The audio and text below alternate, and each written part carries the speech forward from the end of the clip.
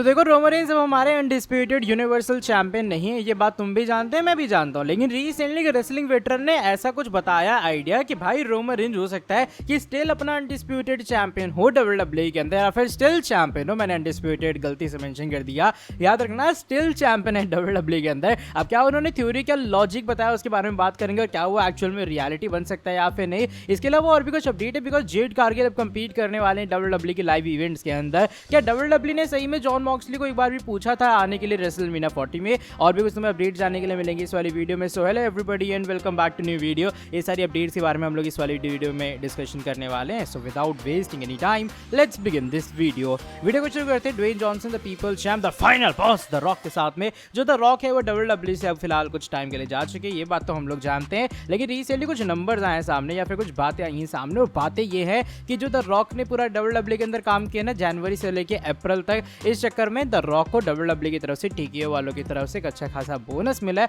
और वो बोनस है 96,558 शेयर्स का, यानी कि इतने जो शेयर हैं वो दिए जा रहे हैं टीकेओ की तरफ से। द रॉक तुमने बहुत अच्छा काम किया भाई, ये आपके शेयर, अब आप जा सकते हो हॉलीवुड के अंदर वापस। अगर मैं कहूँ जो 96,558 शेयर्स थे वो कितने वैल्यू के थे, तो इसकी वैल्यू करीबन जाके बैठती है 9.41 मिलियन। मैं रिपीट कर दूं, ये बोनस था, ये वो प्राइज नहीं था जो द रॉक को पे किया डब्ल्यूडब्ल्यूई वालों ने। सैलरी अलग से, बोनस था काम खुश करके पूरा डब्ल्यूडब्ल्यूई को हाइप करने का। एंड डेफिनेटली मैं ये एज अ रॉक फैन या फिर as a Roman fan, as a Cody fan कोई भी, या फिर एज अ रेसलिंग फैन इस बात से एग्री करता हूँ कि विदाउट फाइनल बॉस स्टोरी ऐसे एस्केलेट नहीं हो पाती जिस तरीके से हुई है। तो ऑफकोर्स ये वेल डिजर्व्ड चीज़ थी जो कि द रॉक को मिले कि बंदा हॉलीवुड से एकदम हट के पूरा डब्ल्यूडब्ल्यूई पे फोकस कर रहा है, हर जगह इवेंट में अपियर हो रहा है। तो मेरे हिसाब से जो भी बोनस दिए टीके वालों ने पूरे तरीके से जस्टिफाइड था। बात हम लोग करते हैं आज की हमारी नेक्स्ट स्टोरी के बारे में, जो कि इस बार कोडी रोड्स के बारे में जुड़ी है। Cody Rhodes Monday night raw में तो व्यूअरशिप पुल आउट कर ही नहीं, लेकिन रिसेंटली स्टैट्स को देख के ऐसा लग रहा है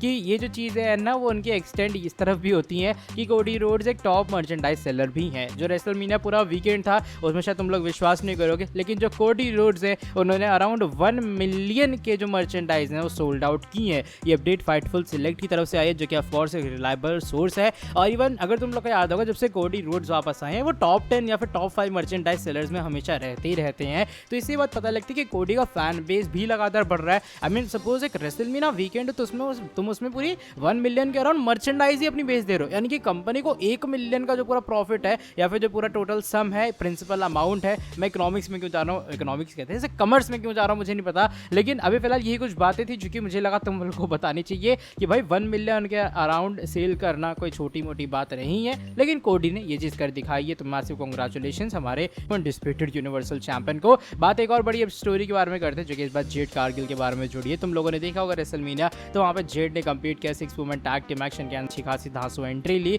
बाय द वे अब तुम लोग को बता दो, जो जेड है वो डब्ल्यूडब्ल्यूई के लाइव इवेंट्स में भी काम करना चालू कर रही है। रिसेंटली डब्ल्यूडब्ल्यूई वालों ने जो अपने हाउस शोज है वहाँ के लिए जेड को एडवर्टाइज करना शुरू कर दिया है, और जो प्रमोशनल मटेरियल के लिए वो ग्राफिक यूज़ कर रहे हैं वो भी मैं स्क्रीन के सामने डाल दूंगा। और जेड जो है वो अगले हफ्ते से, जो नेक्स्ट वीकेंड आने वाला है, वहाँ से एक बार फिर से लाइव इवेंट्स के अंदर कम्पीट करना चालू कर देंगे। तो मुझे लग रहा है अब डब्ल्यूडब्ल्यूई धीरे धीरे करके नॉर्मलाइज कर रही है जेड को। पहले वो था ना भाई एक्स्ट्रा ऑर्डिनरी प्रेजेंस, तो डब्ल्यूडब्ल्यूई ने रेयरली यूज़ कर रही थी, लेकिन अब ऐसा नहीं होगा, डब्ल्यूडब्ल्यूई ने as a regular star use करेगी। दैट्स वाई उन्हें अब लाइव इवेंट्स के अंदर भी बुक किया जा रहा है। बात हम लोग करते हैं हमारे John Moxley AKA dean Ambrose के बारे में। अगर तुम लोगों ने रेसलमेनिया का वो आखिरी के 5 मिनट देखे, शील्ड म्यूजिक हिट हुआ, टू बी वेरी ऑनेस्ट मैं खड़ा हो गया, मुझे लगा जॉन मॉक्सली मैन ये कहाँ से आ रहा है, लेकिन वहाँ से आए सेथ रॉलिंस, जो कि ऑफकोर्स एक अच्छा मूवमेंट ही था। लेकिन एक सबसे बड़ा क्वेश्चन ये, क्या डब्ल्यूडब्ल्यूई ने एक बार भी सोचा कि भाई शील्ड थीम बजा रहा है, क्यों ना जॉन मॉक्सली को बुला लिया जाए? तो टोनी खान ने रिसेंटली अपना इंटरव्यू दिया, और इस इंटरव्यू के अंदर टोनी खान ने बात कंफर्म की है कि डब्ल्यूडब्ल्यूई वालों ने एक बार भी AEW को या जॉन मॉक्सली को अप्रोच नहीं किया था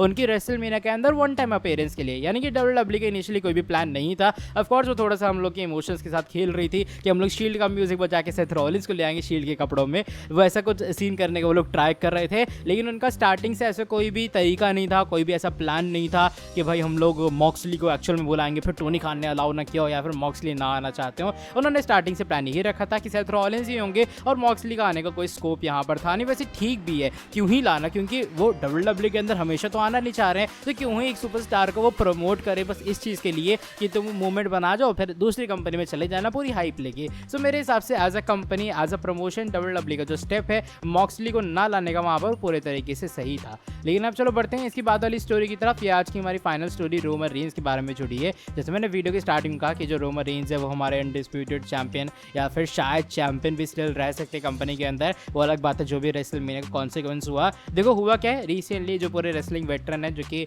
अपने ओपिनियन वगैरह शेयर करते रहते हैं, उनका नाम है जेसन सेंसेशन। यहाँ पर जेसन ने ये बात रिवील की है कि शायद WWE वाले रोमन रेंस को लेकर एक twist of the century plan कर सकती है। ट्विस्ट ऑफ द सेंचुरी ये होगा कि जो रोमन रेंस है उनके हिसाब से कभी यूनिवर्सल टाइटल हारे ही नहीं थे। वो ये कह सकते हैं कि रेसलमेनिया 40 में जो चैंपियनशिप आ रहे हैं वो WWE टाइटल है, और जब वो अगले हफ्ते आएंगे स्मैकडाउन में या फिर जब भी वो कम बैक करेंगे, जो उनकी ब्लू स्ट्रैप है वो वापस लाएंगे। यानी कि वही चीज़ जो उन्होंने पे बैक में जीती थी, वही अपनी ब्लू वाली टाइटल जो यूनिवर्सल चैंपियनशिप है वो लाएंगे। ये कहते हुए उनकी स्ट्रीक स्टिल कंटिन्यू है, और अब जो टाइटल उन्होंने हारी है वो सिर्फ एक वर्ल्ड टाइटल थी। यानी कि 2 रोमन ने टाइटल कंबाइन की थी ना ब्रॉक को हरा के, तो उनमें से एक ही टाइटल वो हारे, ये ट्विस्ट वो अनाउंस कर सकते हैं। अब देखो मेरे हिसाब से पहली बात WWE एक्चुअल में इस चीज़ को नहीं करवाएगी। हुआ कि मुझे तुम लोग बहुत सारे लोग पूछ रहे थे भाई ऐसा हो जाएगा, मज़ा आ जाएगा, तुझे नहीं पता रोमन स्टिल चैंपियन है, तो रोमन को हरवा रहा है हर वीडियो में। तो देखो इस चीज़ की रियलिटी होने का चांस एक तो ना के बराबर है। दूसरी बात ये चीज़ें कैसे पॉसिबल हो सकती हैं जब WWE ने ऑलरेडी टाइटल कंबाइन कर दी थी। जब अनाउंसमेंट हुई थी वहाँ भी अनडिस्प्यूटेड टाइटल थी, सारी चीज़ों में अनडिस्प्यूटेड टाइटल थी। एक छोटा सा स्कोप है वो ये है कि मैच था ब्लड लाइन रूल मैच। तो देखो मैक्स टू मैक्स यहाँ पर यही हो सकता है कि रोमन रेंस ये कह सकते हैं कि भैया ब्लड लाइन रूल मैच था, मेरे मन की मर्जी, इसलिए मैंने तो एक ही टाइटल ऑन द लाइन लगाई थी, और जब मैंने टाइटल दी थी वहाँ पर ये बात मैंने कंफर्म कर दी थी। यानी कि मैंने आखिरी में प्लान्स में चेंजेस कर लिए, because of course ultimately plan तो मेरा ही था, ब्लड लाइन रूल मैच, मेरे रूल मेरी मर्जी। तो बस मैक्स टू मैक्स ये एंगल हो सकता है, लेकिन मुझे लग रहा है WWE इसके साथ भी नहीं जाने वाली है। रोमन के पास से टाइटल जा चुकी है, स्ट्रीक एंड हो चुकी है। तुमने WWE का भी ग्राफिक देखा होगा कि 1316 दिन रोमन की टाइटल रेन हो चुके खत्म। तो भाई ऐसे ट्विस्ट की तुम लोग बिल्कुल उम्मीद मत रखना। मुझे लगा बस एक क्लैरिफिकेशन देनी चाहिए कि क्यों ये चीज़ पॉसिबल नहीं है। देखो जैसे एक तरह का फैंटेसी वाली चीज़ कही गई है वेटरन के थ्रू या फिर जो भी रेसलिंग जर्नलिस्ट हैं उनके थ्रू पे, ऐसा कुछ रियलिटी नहीं होने वाली है। अब बस रोमन किस तरीके से रिवेंज स्टोरी अपनी क्रिएट करते हैं, किस तरीके से रिवेंज लेते हैं,